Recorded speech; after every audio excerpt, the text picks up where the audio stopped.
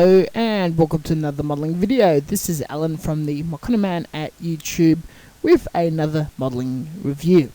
Today we will be reviewing, building and modifying the Double Zeta 1:144 vintage no grade Dowage.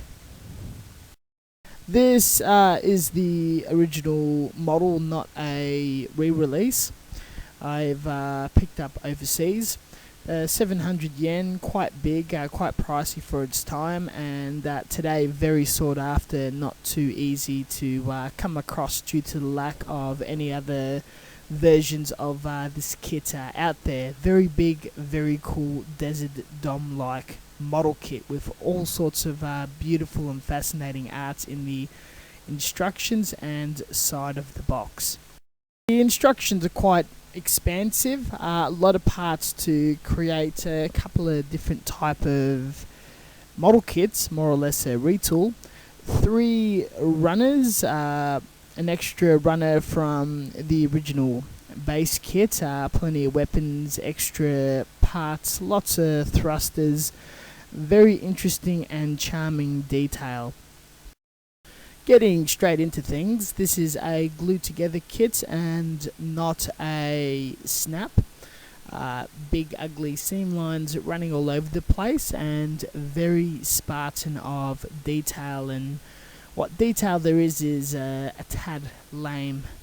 The process was stock standard with all vintage kits of gluing a piece together, putting it, sanding it, then gluing the next piece on top of it the very next day to get all of your articulated joints.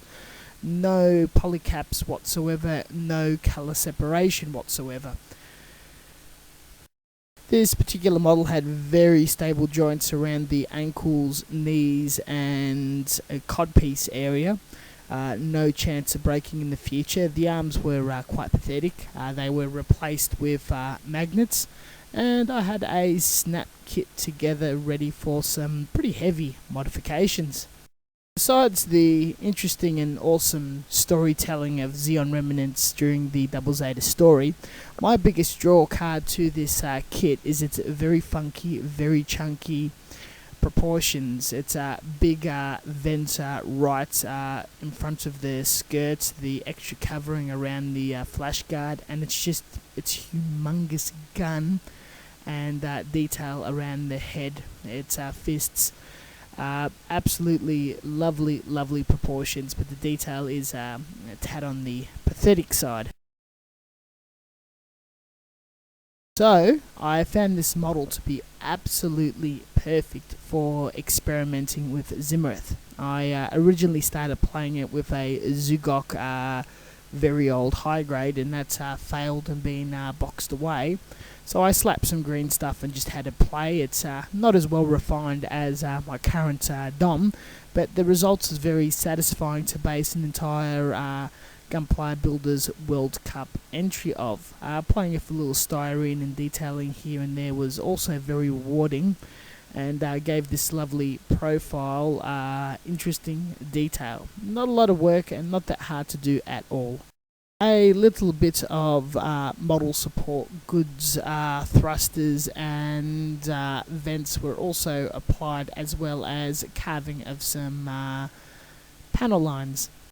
So once the modifications were finished, the model was more or less abandoned for practically an entire year and a half. I had bigger projects to work on. I had the Gunpla Builders World Cup entry to finish, last year's model to be precise.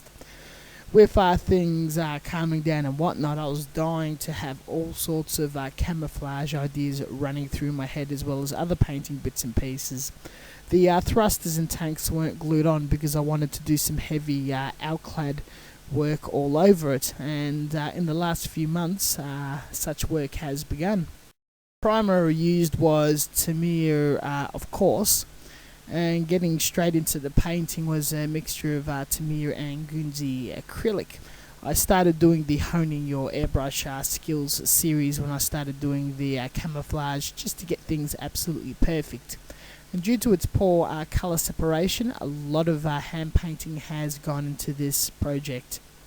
The reference of the colour scheme was from an old Soviet Cold War fighter jet book, and decals were then ripped out with various Xeon insignias as well as other custom decals and old MSV decals. The magic of Zimmerith is playing with weathering, inking, whatnot, getting all those recessed lines popping out, tatter highlighting, and especially if you have shading or camouflage involved. So a process of inking and pigments and whatnot was applied to this as usual. Then I had all the usual finishing off touches, such as hitting everything with multiple layers of matte clear, applying a crystal flat head mono eye in the head, and PVA gluing the extra tanks, the thrusters with Alclad, then hit with clear gloss to produce this finished model, and I'm quite happy with its results, even though this has been shelved for nearly forever. One of those projects that you think you'll never get done but eventually gets done. And most interestingly, this was done to how I imagined it as I was building it. Has not changed in variations much. And the exciting part of doing the finishing touches and painting this while watching the anime Gundam Build Fighters, being a subject of my own personal build, this would be the sort of mech that I would be rushing around about if this sort of world of robots did exist. All in all, thank you very much for watching. I hope you've enjoyed this vintage build. I know they're fairly popular once done with heavy modifications and custom paint jobs. Hope you guys all enjoy it. Let me know how you feel about it, and don't forget I've got a Facebook thing running to check that out. All sorts of work in progresses and old kits that I won't necessarily put up here for many years on end will appear there from time to time as work in progresses. Catch you guys later, and thank you for watching.